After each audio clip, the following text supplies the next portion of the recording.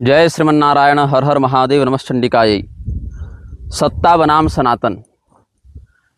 दंभ किसी का न रहा है न रहेगा, और आपसी द्वंद्व के कारण जो संघर्ष समाज को देखने को मिल रहा है उसका परिणाम समय के अनुसार स्वयं स्पष्ट हो जाएगा। बात यह है, कितने दिनों से यह विवाद चल रहा है। कुछ लोगों के दृष्टिकोण में यह विवाद 1 महीने पुराना है, 2 महीने पुराना है। कुछ लोग कहेंगे कि 4-5 साल पुराना है, जब स्वरूपानंद सरस्वती जी ब्रह्मलीन हुए उसके बाद से विवाद चल रहा है। कुछ लोग कहेंगे कि नहीं नहीं, ये तो वासुदेवानंद के समय से विवाद चल रहा है, 25 साल 30 साल 40 साल पुराना है। तो कब से ये विवाद चल रहा है पीठों का, ये कोई नहीं बता सकता। अलग अलग लोगों के अपने अपने नज़रिए हैं। लेकिन हाँ, एक बात अवश्य है, अपने जीवन के 100 वर्षों में स्वरूपानंद सरस्वती जी के ऊपर ऐसा आरोप कभी नहीं लगा। पूरे जीवन को उन्होंने निष्कलंक बिताया, और जब तक वो जीवित रहे उनके द्वारा संचालित किसी भी मठ गुरुकुल के छात्रों के द्वारा ऐसी बातें सुनने को मिली भी नहीं। हाँ, यद्यपि जिस व्यक्ति ने मुकदमा करवाया है, जिसका नाम आशुतोष बताया जाता है, वह स्वयं कई बार प्रशासन के द्वारा अलग अलग अपराधों में नामजद हो चुका है। और ऐसे अपराध जो संगीन हैं, जो गंभीर हैं, धर्म के दृष्टिकोण से भी और समाज के दृष्टिकोण से भी, जैसे कि हत्या, जैसे कि गो तस्करी, जैसे कि अलग अलग प्रकार के रंगदारी या धमकी, अलग अलग प्रकार के आपराधिक दर्जनों कांड में उस व्यक्ति का नाम आया है। और यहाँ तक कि एक बार ऐसा सुनने को मिला, पढ़ने को मिला समाचार के माध्यम से, कि उसने धमकी दी थी कि अगर अमुक कार्य न किया जाए तो हम हिंदू धर्म का परित्याग करके इस्लाम कबूल कर लेंगे। यहाँ तक बात सुनने को मिली थी। अब लोग मुझे यह कह रहे हैं कि इस विषय में आप कुछ बोलिए, आप कुछ बोलिए। देखो, बात ऐसी है कि हम कुछ बोलें इससे पहले मैं आपको एक संदर्भ देना चाहता हूँ। स्वामी अविमुक्तेश्वरानंद सरस्वती ने मुझे निजी व्हाट्सएप संदेश में, जब हमने बहिष्कार पत्र निर्गत नहीं किया था उस समय की बात है, उन्होंने मुझे मैसेज किया था और कहा था कि समय के अनुसार कभी कभी मौन रहना भी चाहिए। तो जब समय के अनुसार कभी मौन रहना चाहिए तो ये कौन तय करेगा कि कब मौन रहना चाहिए और कब बोलना चाहिए? जो स्वरूपानंद सरस्वती आज आह्वान कर रहे हैं कि हिंदू बताएं कि वो किसके साथ हैं, कौन असली हिंदू है, कौन नकली हिंदू है, तो ये कब बोला जाए हिंदू के द्वारा या कब मौन रहा जाए हिंदू के द्वारा, ये कौन तय करेगा? क्या अविमुक्तेश्वरानंद सरस्वती तय करेंगे ये? मैं यह नहीं समझ पाता हूँ कि अविमुक्तेश्वरानंद सरस्वती को सत्यकाम की माता को व्यभिचारिणी कहे जाने पर जब कष्ट नहीं हुआ, तो वही आरोप, ऐसा ही कुछ आरोप आपको व्यभिचारी बोलकर जब लोग आक्षेप्त कर रहे हैं तो आप क्यों बिलख रहे हैं? आपको तब कुछ नहीं अनुभव होना चाहिए। तो मतलब ऋषियों की माता का कोई सम्मान नहीं है, आपका बस सम्मान है। और ऐसा ही मैं देख रहा हूं उधर वासुदेवानंद, अथोक्षजानंद जैसे लोगों के साथ उठते बैठते और ऐसे लोगों को अपने से नीचे बैठाते हुए आदित्यनाथ को यह भ्रम हो गया कि वो चाहे तो किसी को शंकराचार्य बना दे और चाहे तो किसी को शंकराचार्य के पद से हटा दे।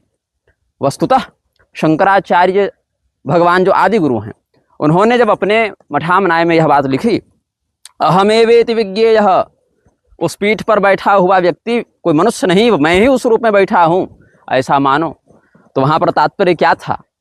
परिव्राडुक्त लक्षण, कैसा सन्यासी बैठे इसका लक्षण भी स्पष्ट किया जाना चाहिए। लेकिन क्या यह बात देखने को मिलती है? नहीं, मैं साक्षात शिव स्वरूप हूँ, मैं सर्वोच्च धर्मगुरु हूँ, ऐसा भाव रखने वाले तो आचार्य मिल जा रहे हैं, लेकिन परिव्राडुक्त लक्षण को चरितार्थ करने वाले आचार्य क्यों नहीं दिखते हैं? यह विडंबना है कि आप अपने नाम के आगे लगाएंगे कि हम परम धर्माधीश हैं, परमाराध्य हैं। पहले सुनने को मिलता था कि अमुक संत अमुक देवता के बड़े आराधक हुए, अमुक संत ने अमुक देवता की कृपा प्राप्त की। मार्कंडेय जी भगवान महादेव, भगवान नारायण के कृपा पात्र हैं। उपमन्यु जी भगवान महादेव के कृपा पात्र हैं। भगवान जो गणपति हैं उनके मुद्गल इत्यादि आचार्य कृपा पात्र हैं। भगवान सूर्य के कृपा पात्र याज्ञवल्क इत्यादि आचार्य हैं। भगवती जगदम्बिका के कृपा पात्र जो हैं वह जैमिनी, नारद, मार्कंडेय जैसे आचार्य हैं। महर्षि मेधा जैसे आचार्य हैं। तो ये सब आचार्य तो इतने बड़े बड़े ऋषि, महर्षि, वेद मंत्र के दृष्टा अपने आप को आराध्य नहीं बताए। यद्यपि शास्त्र में उनकी पूजा का विधान भी मिलता है, लेकिन परमाराध्य के रूप में प्राप्त नहीं होता है। जो कहते हैं कि हम परमाराध्य हैं या हमारे गुरु जी परमाराध्य हैं, ऐसे लोगों को समझना चाहिए कि तुम आराध्य नहीं हो, तुम आराधक हो। तुम अपने आप को भगवान का परम आराधक बताते तब बात समझ में आती कि हम भगवान के सबसे बड़े आराधक हैं। हम कहेंगे कि कौन सा संप्रदाय के आधार पर, किस आमना के आधार पर कौन सी आराधना होनी चाहिए, हम परम आराधक हैं। लेकिन नहीं, दंभ यह है कि जिनके गुरु ने कभी अपने आप को परम आराध्य नहीं बताया। यहाँ तक भगवान शंकराचार्य जी की रचनाओं में भी उन्होंने स्वयं को परम आराध्य न बताकर कहा कि भज गोविंदम मूढ़ मते। वो मूढ़ मते किसको कह रहे थे? ऐसे लोगों को ही कह रहे थे जो स्वयं को ही ईश्वरीय सत्ता के समानांतर रखना चाहते हैं, चाहे ऐसी सत्ता का अस्तित्व अपने जीवन में समझने वाले नॉन बायोलॉजिकल महामानव मोदी या इधर परम आराध्य परम धर्माधीश अविमुक्तेश्वरानंद सरस्वती। लोग कहते हैं कि आप किसका साथ देंगे, चुनने की बात आए किसको चुनेंगे, मैं धर्म को चुनूंगा। अविमुक्तेश्वरानंद सरस्वती एक व्यक्ति हैं, शांकर संप्रदाय के अंतर्गत 4 में से एक पीठ के अधिपति हैं। वो पूरा सनातन नहीं है। पूरा सनातन अगर हम अविमुक्तेश्वरानंद सरस्वती को माने तो अविमुक्तेश्वरानंद सरस्वती को उस अशास्त्रीयता का भी समर्थन करना पड़ेगा जहां पर स्वयं अपशूद्राधिकरण के विरुद्ध जाते हुए उन्होंने कथन दिया कि समय और धन के अभाव में शूद्र वेद न पढ़ सके। तब हमको मानना पड़ेगा कि यह सनातन का पक्ष है। फिर हमें यह मानना पड़ेगा कि शास्त्रों में कहीं भी ध्वजारोहण या आदि पुरुष शब्द नहीं है। हाँ, आदि पुरुष फिल्म के समय उन्होंने कहा कि कहीं भी भगवान के लिए आदि पुरुष शब्द हमारे ग्रंथों में नहीं है। तब हमने विरोध किया और कहा कि भाई बाकी ग्रंथ छोड़िए, जिस श्रीमद् भागवत पर हजारों कथाएं प्रतिदिन हो रही हैं, वहीं पर आप कोई भी स्तुति उठा लीजिए, प्रहलाद जी वाली स्तुति, भीष्म पितामह वाली अलग अलग स्तुतियां, या जहां पर ध्रुव जी की स्तुति है या महाविभूति स्तुति इत्यादि है, कोई भी स्तुति उठा लीजिए, वहां पर आपको ऐसे शब्द मिलेंगे, ऐसे स्तुतियां मिलेंगी जहां भगवान का आदि पुरुषत्व सिद्ध है। और वही बात श्री रामचंद्र जी की, तो श्री रामचंद्र जी के लिए आदि पुरुष, महापुरुष, परम पुरुष इत्यादि शब्द उनके अष्टोत्तर शतनाम स्तोत्र में प्राप्त हो जाएंगे। तो जब आप शंकराचार्य के पद पर बैठते हुए स्वयं को परम धर्माधीश बताते हुए ऐसा अनर्गल कथन करेंगे कि कहीं आदि पुरुष शब्द नहीं है, कहीं धर्मशास्त्र में ऐसा शब्द नहीं, ऐसा आप उद्घोष करेंगे, तो क्या आपके सम्मान को बचाने के कारण उन सभी धर्मशास्त्रों को पर हम स्याही पोत दें? आपके चेले ने तो वही किया, या गुरु भाई कहते हैं तो गुरु भाई पीएन मिश्र ने तो वही किया। जिन धर्मशास्त्रों की प्रामाणिकता के लिए हमारे आपके पूर्वाचार्य संघर्ष करते रहे, उन्हीं धर्मशास्त्रों की प्रामाणिकता पर प्रश्न चिन्ह लगा लिया। क्या तब सनातन संकट में नहीं था जब आपका वकील कह रहा था कि स्वामी करपात्री जी नकली शंकराचार्य की फैक्ट्री है? स्वामी करपात्री जी के समर्थन के बिना आपके गुरु जी शंकराचार्य बन गए थे? क्या अपने गुरु के समर्थन के बिना आप शंकराचार्य बन गए? तो जब स्वामी करपात्री जी नकली शंकराचार्य की फैक्ट्री है, तो उस फैक्ट्री का प्रोडक्ट कौन है? फिर उस फैक्ट्री से बनकर क्या निकल रहा है? लेकिन आपके अंदर इतना औदार्य नहीं था, आपके अंदर इतनी सहनशीलता या अपने गुरु के प्रति इतनी कृतज्ञता नहीं थी कि आप अपने उस प्रलापी अधिवक्ता का खंडन कर सके, क्योंकि आप जानते थे कि कल बेल की बात आएगी तो करपात्री जी तो मर गए, अब दोबारा आएंगे नहीं, हमारे गुरु जी चले गए, अब दोबारा आएंगे नहीं, आएगा ही पीएन मिश्रा वहां पर साइन करने वकालतनामा में। यही कारण है कि आप धर्म के साथ नहीं, आप अपने चापलूसों के साथ खड़े रहे। तब लज्जा नहीं आई थी आपको? जो आज सनातन संकट में असली हिंदू नकली हिंदू, तो मैं भी तो पूछूंगा कि आप कितने असली हिंदू हैं कि जहां पर संदीप देव ने कैलासा टापू वाले व्यभिचारी नित्यानंद को परम शिव मानते हुए उसकी प्रशंसा की थी, उसको आप सच्चा सनातनी बता रहे हैं? अरे व्यभिचारियों को समर्थन देने वाला ओशो का चेला जो कैलासा वाले नित्यानंद का भक्त है, उसको आप सच्चा सनातनी बताते हैं? मतलब हम लोग सब नकली सनातनी हुए? हम लोग सब सच्चे सनातनी नहीं है? सच्चा सनातनी वही है जो आपके कहे अनुसार या अपनी मनमौजी को आपके ऊपर थोपने के लिए पूरा का पूरा षड्यंत्र चलाए। शाकद्वीपीय ब्राह्मणों को शक बोलकर, म्लेच्छ बोलकर पूरे भारत से जेनोसाइडल तरीके से भगाने के लिए जो तैयार है, उस व्यक्ति को आप सच्चा सनातनी बताते हैं, तो ऐसे में बाकी सब लोग तो गैर सनातनी हो गए। आप गौरक्षा की बात करते हैं ना, वही गौरक्षा के विरुद्ध जाते हुए, उसी गौरक्षा के विरुद्ध जाते हुए जब पीएन मिश्रा ने कहा कि कोंकण के ब्राह्मण गाय खाते हैं, कामरूप के ब्राह्मण गाय खाते हैं, और यहां तक कहा कि ये सब तो गाय का खून पीते हुए शक आए थे बाहर से विदेशी म्लेच्छ शाकद्वीपीय ब्राह्मणों को कहा, तो क्या हम सब गोभक्षी हैं आपकी दृष्टि में? पहले आप बताइए कि आप कितने हिंदू हैं, आप बताइए कि आप कितने सच्चे सनातनी हैं।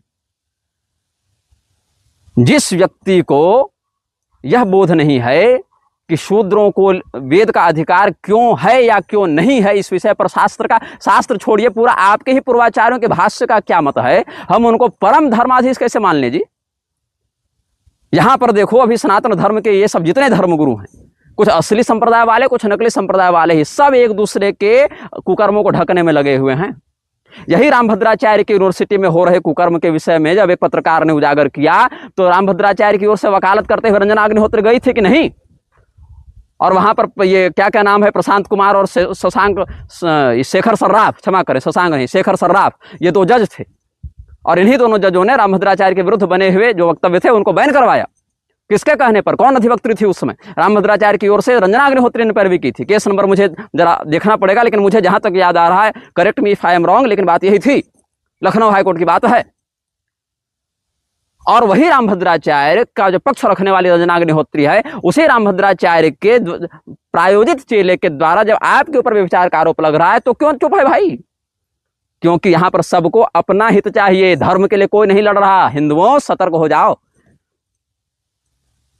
भगवती राधिका का अपमान करने वाला जो गुंडा है संतोष भदौरिया, जिसको तुम करौली सरकार के नाम से कानपुर वाला माफिया तुम जानते हो, वो यही अविमुक्तेश्वरानंद सरस्वती के मुंह पर बैठकर भगवती राधा को गाली देता रहा। हमने विरोध किया तो इन्होंने मुझसे कहा कि हमने तो मतलब इसका विरोध किया, लेकिन कहाँ है वो वीडियो, कहाँ है वो वक्तव्य जहां विरोध करते दिख रहे हैं, या कहाँ है वो लेख, कहाँ आपने विरोध किया, जरा ये बताइए ना। मेरे व्यक्तिगत व्हाट्सएप पर आपने कहा यही कबीरपंथी और वर्णाश्रम विरोधी आपके मंचों पर सम्मान पाते दिख रहे हैं जी। ये कैसे हो रहा है? अभी उत्तम स्वामी वाला नाटक देखिए, इससे पहले श्रृंगेरी पीठ वाले चिन्मयानंद का देखिए, अभी निर्विकल्पानंद का मैटर देख ही रहे हैं आप सब। ऐसे शांकर परंपरा बचाएंगे आप केवल अपने दम में कि हम सबसे बड़े गुरु हैं, सबसे बड़े आचार्य हैं, जो हम कहें वही धर्म हो जाएगा, धर्मशास्त्र ऐसे चलेंगे। अब संघ वालों की नालायकी तो वही है कि अगर पागल कुत्ता अगर आ जाए तो एक बार उससे बात करो, लेकिन संघी आ जाए तो बात मत करो। पागल कुत्ता काटेगा तो कह सकते हो पागल था, तुम तो इस पर कहोगे पागल है तो तुमको लोग देशद्रोही कहेंगे, तुमको हिंदू द्रोही कहेंगे, तुम इनको पागल भी नहीं कह सकते हो। ये स्थिति है। जो प्रमोद कृष्णन 10 साल पहले 5 साल पहले कहता था कि नहीं है जो मोहम्मद का हमारा हो नहीं सकता, उस नालायक को हमने उत्तर दिया था कि चाहे संघी हो या कांग्रेसी, चाहे संघी या कांग्रेसी, चाहे हो भाजपाई स्वान, चाहे संघी या कांग्रेसी, चाहे हो भाजपाई स्वान, मोहम्मद का जो है बंदा हमारा हो नहीं सकता। यहाँ है ज्ञान गीता का, नहीं है पादरी मुल्ले, यहाँ है ज्ञान गीता का, नहीं है पादरी मुल्ले, जो है मुल्ले की पैदाइश वो हिंदू हो नहीं सकता। आज देखिए वही भाजपा में जाकर वॉशिंग मशीन के फैक्ट्री में जाकर कल की पीठाधीश्वर बना हुआ है, और यही अविमुक्तेश्वरानंद सरस्वती के चेले जाकर वहां पर माथा टेकते रहते हैं। और उसको जब जगत गुरु बना दिया गया रविंद्रपुरी के द्वारा, वही रविंद्रपुरी जो साईं बाबा के चरणों में जाकर लोटा रहता है शिरडी में जाकर, वही रविंद्रपुरी ने जगत गुरु बनाया, तो फिर मुकुंदानंद प्रत्यक्ष चैतन्य मुकुंदानंद गिरी बिफर रहे हैं, और बिफरना उचित भी है। लेकिन पहले से इन लोगों का बहिष्कार क्यों नहीं किया आप लोगों ने?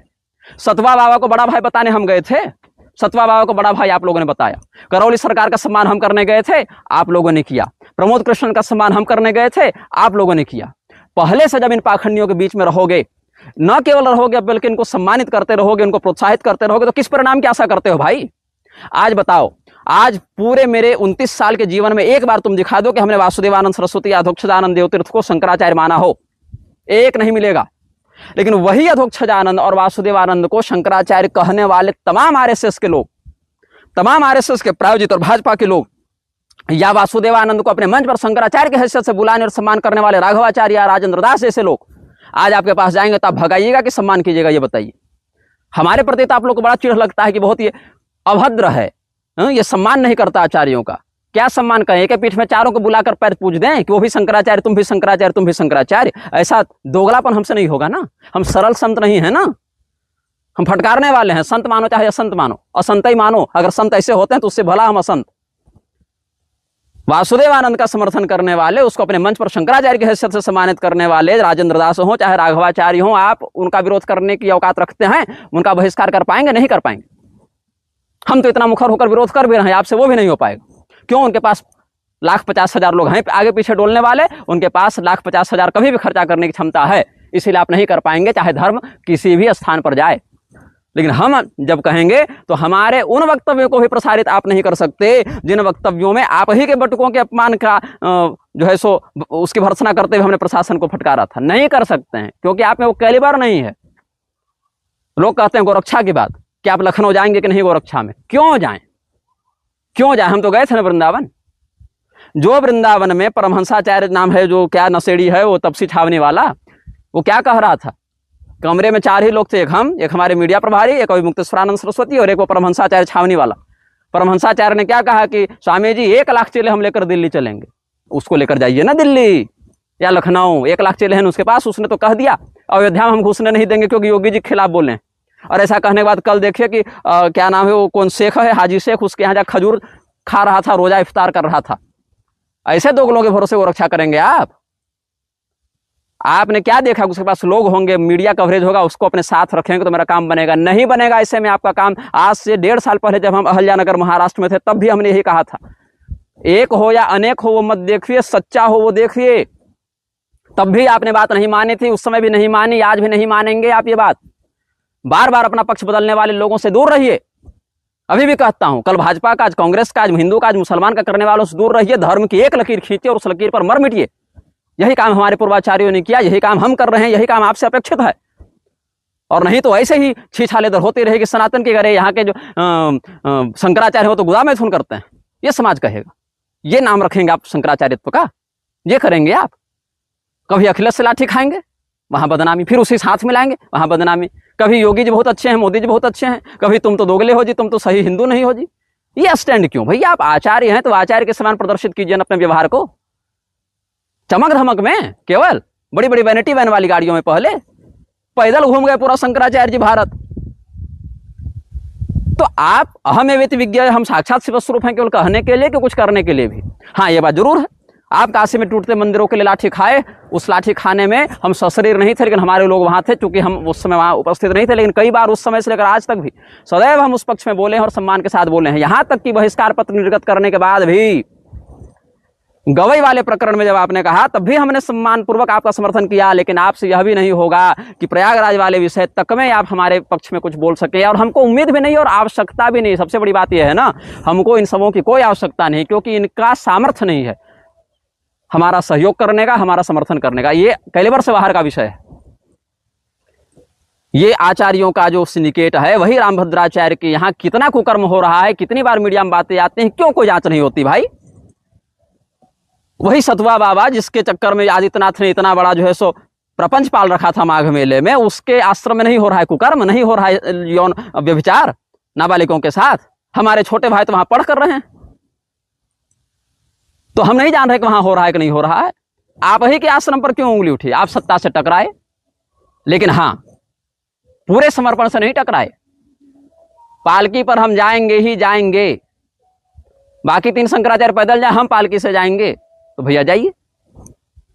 आपको पालकी में चढ़ाने के चक्कर में ब्राह्मणों की चोटी खींची गई है, ये क्यों नहीं देख रहे हैं आप? आपकी पालकी उठाने वालों की लंगोटी खींची गई है, क्यों नहीं देख रहे हैं आप? आप उनके पिता हैं, गुरु हैं, अभिभावक हैं, आप गार्जियन हैं वहां ना जी। तो ये जो पीआर तमाशा है, ये उचित नहीं है। आदित्यनाथ की रही बात, उस व्यक्ति की तो बुद्धि और भ्रष्ट है। अर्धनग्न नृत्य करने वाली कंगना रणावत, उसको मीराबाई दिखती है इस निर्लज्ज को। भगवती मीराबाई के चरित्र को तुम कंगना रणावत से तोलोगे? ये तुम्हारी बुद्धि है। आदित्यनाथ के गोरख मंदिर से छपने वाले साहित्य को देख लीजिए, भगवान ब्रह्मा विष्णु महेश को भगवान ही नहीं मानते वो लोग। पढ़ना कभी। कहते हैं राम जी के जीवन में अपयश था, रावण को मारा यश मिला, सीता त्याग की अपयश मिला। ये राम जी के चरित्र की व्याख्या कर रहे हैं वो लोग। अंबेडकर की 500 करोड़ में मूर्ति लगवाएंगे, इसके लिए हिंदू पैसा दे रहे हैं। इसके लिए चुनकर आया था योगी। योगी क्या, अजय बिष्ट, आदित्यनाथ। तुम्हारे टैक्स के पैसे से 500 करोड़ के अंबेडकर की मूर्ति लगेगी और यूजीसी एक्ट में तुम्हें फंसाकर जेल डाला जाएगा, और तुम कह रहे हो कि योगी हिंदू समर्थक है। और उस निर्लज को जो दिल्ली में बैठा है, नरेंद्र मोदी, मां जब तक जिंदा रही उसका फोटो दिखा दिखा कर वोट बटोरता रहा। मां मर गई तो कहता है कि जब तक मां जिंदा थी शायद हमको लगता था कि हम गर्भ से पैदा हो, तब भी शायद, लेकिन अब मां नहीं रही तब हमको लगता है भगवान ने मुझे सीधे भेजा है, नॉन बायोलॉजिकल हैं हम। ऐसी मानसिकता वाले हेमंत शर्मा का देख रहे हो ना, क्या नाम है उधर, असम वाला। हाँ, होना चाहिए गो हत्या पर रोक होना चाहिए, लेकिन वो काम सरकार का नहीं है, ये काम सरकार का नहीं है, ये माहौल बनना चाहिए देश में। अरे भैया, गो हत्या के खून से रंगी तुम्हारी गद्दी है। कांग्रेस में जो आज कह रहे हो कि घोटाले किए कांग्रेस ने, कितने घोटालों में तुमने कांग्रेस वालों को जेल भेजा और क्यों नहीं भेजा, ये बताओ। सुरेश कलमाडी तो मर गया, आज तक कॉमनवेल्थ और 2G घोटाला और कोलगेट स्कैम और तरह तरह का स्कैम जिसके नाम पर तुम सत्ता में क्यों साबित नहीं हुआ? और वही कांग्रेस का चोर तुम्हारे यहाँ का हरिश्चंद्र बन जा रहा है। भगवती सीता को तलाकशुदा बताने वाला और जिसके राज्य में कई टन गोमांस पकड़ा जा रहा है, वो मोहन यादव हिंदुओं का हितैषी बन गया है आज। ये बताएंगे सच्चा हिंदू और कच्चा हिंदू कौन है? सभी देवी देवताओं को भूल जाओ, शास्त्रों को बदल दो, राम जी इमाम हिंद है, ऐसा बोलने वाला मोहन भागवत और इंद्रेश कुमार का पक्षधर बनेगा। कल कांग्रेस में था तो चोर था, आज भाजपा में आ गया तो सही बन गया। बीफ कंपनियों से चंदा ले लेकर तुम हिंदू बन जाओगे। ध्वजारोहण पर बात होने लगी, रामभद्राचार्य ने कहा कि मोदी हमारे परम मित्र हैं, ध्वजारोहण पर नहीं बुलाए, बिलखने लगे। सत्यकाम जाबाल की माता को व्यभिचारिणी कहे जाने पर जिसके मुख से एक शब्द नहीं निकला, आज अपने ऊपर जब आरोप लग रहा है तो कह रहे हैं कि सनातन की परीक्षा की बात है, सच्चा हिंदू और कच्चा हिंदू और असली और नकली हिंदू का तुम लोग प्रमाण दो। भगवान शंकराचार्य जी की मर्यादा को तार तार करने वाले ऐसे ही मठाधीश हैं। अपने व्यक्तिगत स्वार्थ के कारण कहां बोलना और कहां चुप रहना, यह राजनीति सीख कर आ गए हैं, लेकिन धर्म नहीं सीख पाए। कि भैया परिणाम को मत देखो कि उस व्यक्ति से बनाने पर मेरा क्या लाभ है या क्या हानि है, परलोक को देखो। मैं उस अविमुक्तेश्वरानंद सरस्वती को देखना चाहता हूं जो ये कहते थे कि गो हत्या करोगे तो हम तुम्हारा माथा काट देंगे, तुम्हारी जान ले लेंगे। उस अविमुक्तेश्वरानंद सरस्वती को हमने समर्थन दिया था। लेकिन इस प्रकरण में 1-1.5 महीना जाते जाते और कहेंगे कि संदीप देव और ये तो आपसी मुद्दा था हमारा। सत्यकाम जायवाल का मुद्दा हमारा आपसी नहीं, आपका आपसी था, क्योंकि आपको ब्राह्मण सिद्ध करने के लिए आपके वकील ने एक ऋषि की माता को वेश्या कह दिया, व्यभिचारिणी कह दिया, अनेकानेक ब्राह्मणों को गोमांस भक्षी कह दिया, म्लेच्छ कह दिया, आपको ब्राह्मण सिद्ध करने के लिए। यह आपका मुद्दा था, हम लोगों का मुद्दा नहीं था। और तब आप चुप रहे, अपने वकील की चापलूसी करते, भयभीत रहे एक पत्रकार कथित यूट्यूबर के भय से, और वहां भी ना सके तो जाकर दिल्ली में सम्मानित करके आए ऐसे अनपढ़ों को जो सागर द्वीपियों को दिन भर गाली देते रहे। ये आपकी औकात है। आप बिलखते रहिए, लेकिन इस बिलखाव के पहले आप अपने उन कर्मों या कुकर्मों को देखिए कि एक शंकराचार्य की गद्दी पर बैठकर आपने क्या विश्वासघात किया है धर्म के साथ, उन लोगों के साथ जिनको बिना कोई उम्मीद किए आपके प्रति लड़ने का या आपके सम्मान के लिए आवाज उठाने का जोश था या वह उत्साह था, या अन्य पीठों के साथ जब आपका सामंजस्य नहीं था तो साधने का प्रयास करते थे। लेकिन इसको पकड़ लें, इसको साध लें, हमको इसकी जरूरत है, उसकी जरूरत है करते रहने के चक्कर में आपके पास लाखों लोग हों, लेकिन वो लाखों लोग ऐसे होंगे जो समयानुसार पार्टी बदलेंगे, पक्ष बदलेंगे, आपके लिए कोई बात नहीं करेगा। ये स्थिति हो गई है।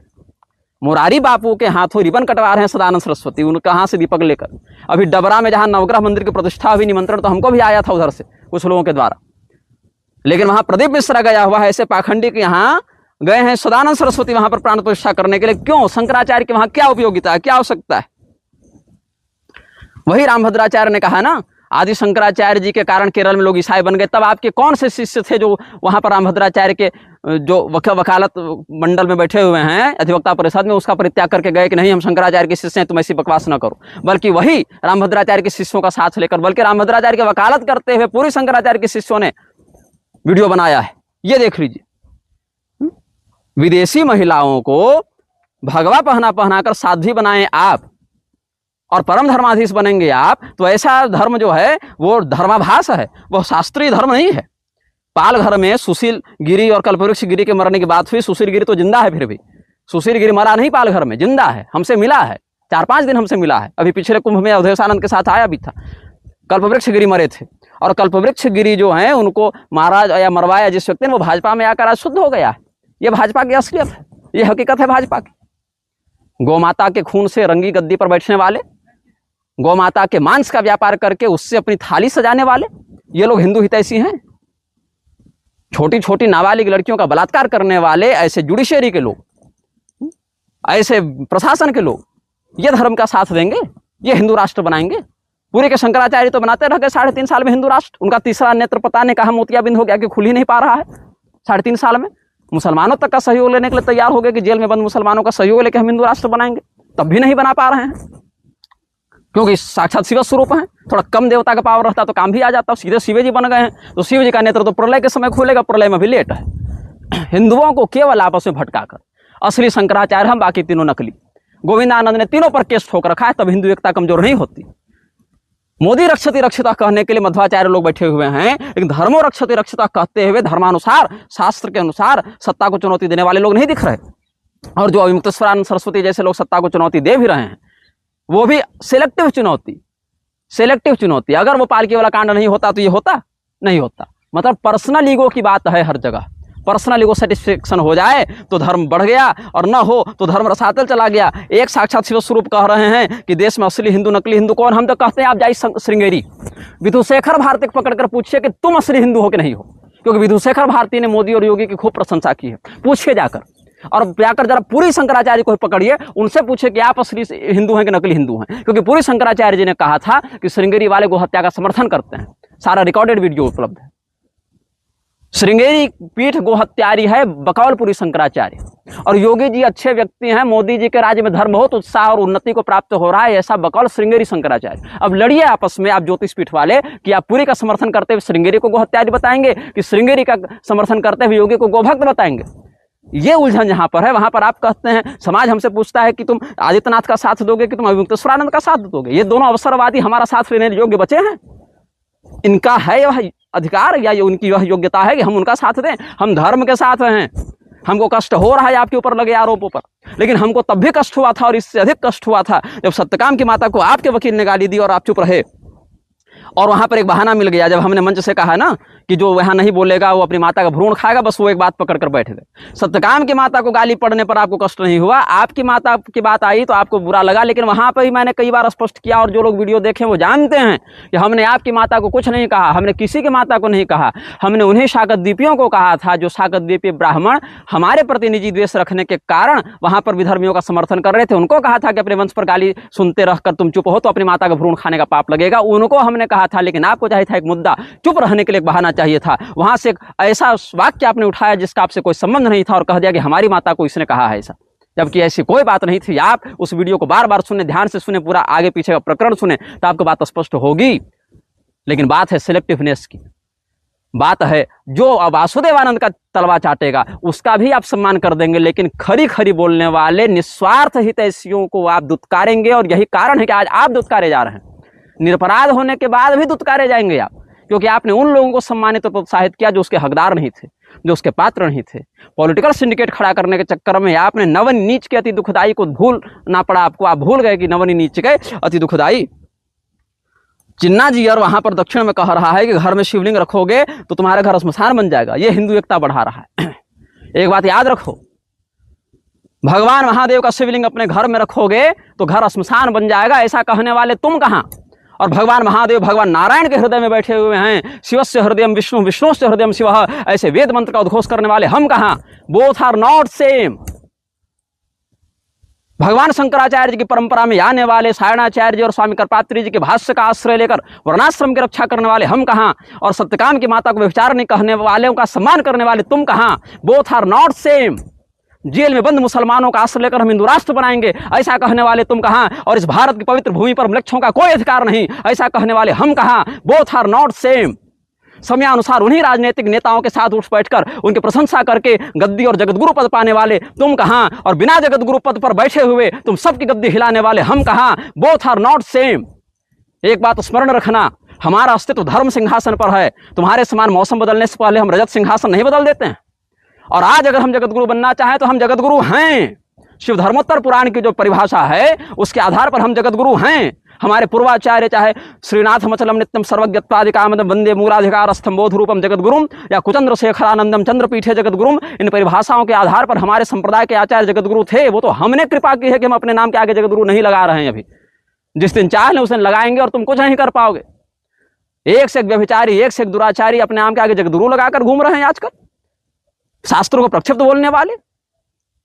भगवान शंकराचार्य की परंपरा में आने के बाद भी वर्णाश्रम का विरोध करने वाले, भगवान शंकराचार्य की परंपरा में दीक्षित होकर नकली शंकराचार्य, किन्नर अखाड़ा बनाने वाले लोग जगतगुरु बनाएंगे, महामंडलेश्वर बनाएंगे। तो सुन लो, हमने प्रयाग के मंच से उद्घोष किया था कि प्रयतिष्य तथा कर्तुम यथा नान्यो जगतगुरु रक्षणार्थम तो धर्मस्य विनाशाय तरस्य च। हम ऐसा जगतगुरु बनकर दिखाएंगे समाज को, ऐसा प्रयास करेंगे जैसा किसी ने नहीं किया, कोई नहीं कर रहा है। धर्म की रक्षा करने के लिए और अधर्म के विनाश के लिए ऐसे जगतगुरुत्व का हम प्रमाण प्रस्तुत करेंगे तुम्हारे सामने। और इसलिए नहीं कि हमको उसका लोभ है, अगर लोभ होता तो हम किसी भी संप्रदाय में दीक्षित होकर कहीं भी चापलूसी करते, थोड़ी सी मक्खनबाजी करते और जगतगुरु बन गए रहते। और मक्खनबाजी की भी जरूरत नहीं थी, विद्या भास्कर जी पहले ही बनाना चाहते थे रामानुज संप्रदाय के अंतर्गत अगर हम दीक्षा ले लिए होते तो। लेकिन नहीं, हमको रामानुजाचार्य जी को प्रणाम करने के लिए न रामानुजी होना आवश्यक है और ना धर्मियों का विरोध करने के लिए कोई अलग से शांकर ही होना आवश्यक है। ये वैवस्य जो है, ये व्यवस्था तुम्हारी हो सकती है, हमारी नहीं है। हम सर्वत्र हैं, सर्वव्यापी ब्रह्म के आराधक हैं।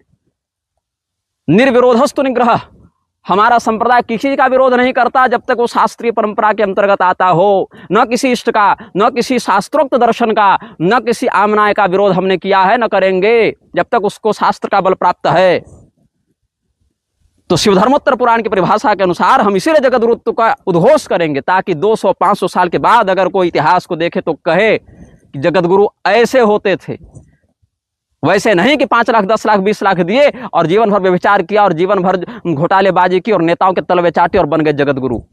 समाज को एक उदाहरण अपने अतीत में दिखे कि हाँ एक था, वह एक बनने का हमको प्रयास करना और हम कर रहे हैं। और इसके लिए हमको किसी का समर्थन नहीं चाहिए। आदित्यनाथ में जो अवसरवादिता है, जो दंभ है, उसका अहंकार भी टूटेगा। और मुक्तेश्वरानंद सरस्वती के अंदर जो अवसरवादिता और दंभ है, उस अहंकार को भी ईश्वर तोड़ रहे हैं और तोड़ेंगे। हाँ, ये है आचार्य पीठ कलंकित होता है तो हमें कष्ट होता है। आपकी पहचान किसी हड्डी खून चमड़े वाले व्यक्ति की नहीं, एक शंकराचार्य के रूप में आपकी पहचान है।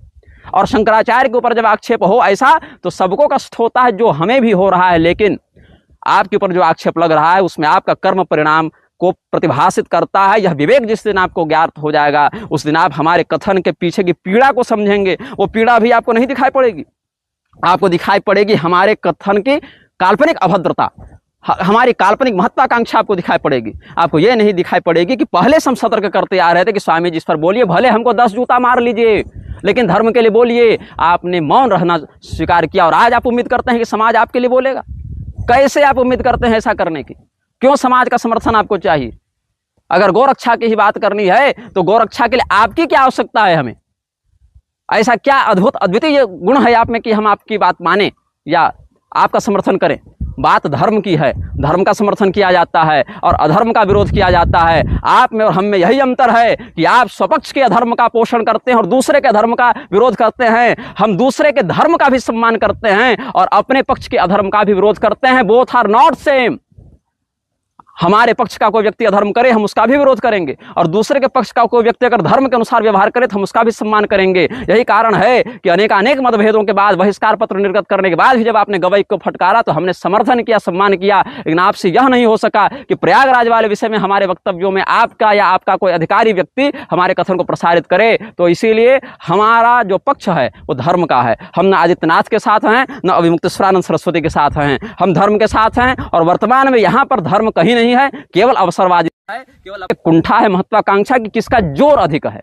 अपने सनातन के जन बल के माध्यम से सत्ता को दलित करने की चेष्टा और सत्ता के प्रशासन के न्यायपालिका के दम से धर्म को दलित करने की चेष्टा, यही आदित्यनाथ का हठ और अभिमुक्तेश्वरानंद सरस्वती की महत्वाकांक्षा आपसी संघर्ष का कारण है। और इसमें धर्म बदनाम हो रहा है, आचार्य पीठ को कलंकित देखना पड़ रहा है और यह कलंकित देखना हम सबों के लिए एक दुर्भाग्य का विषय है। लेकिन यह दुर्भाग्य जो आज फल हमें प्राप्त हो रहा है उसका बीज पहले बोया गया था, उस बीज को मौन के खाद पानी देकर पोषित किया गया था और यह कष्ट हम सबको जब तक यह दंभ नहीं छूटेगा तब तक भोगना पड़ेगा। जय श्रीमन्नारायण, हर हर महादेव, नमः चंडिकाय।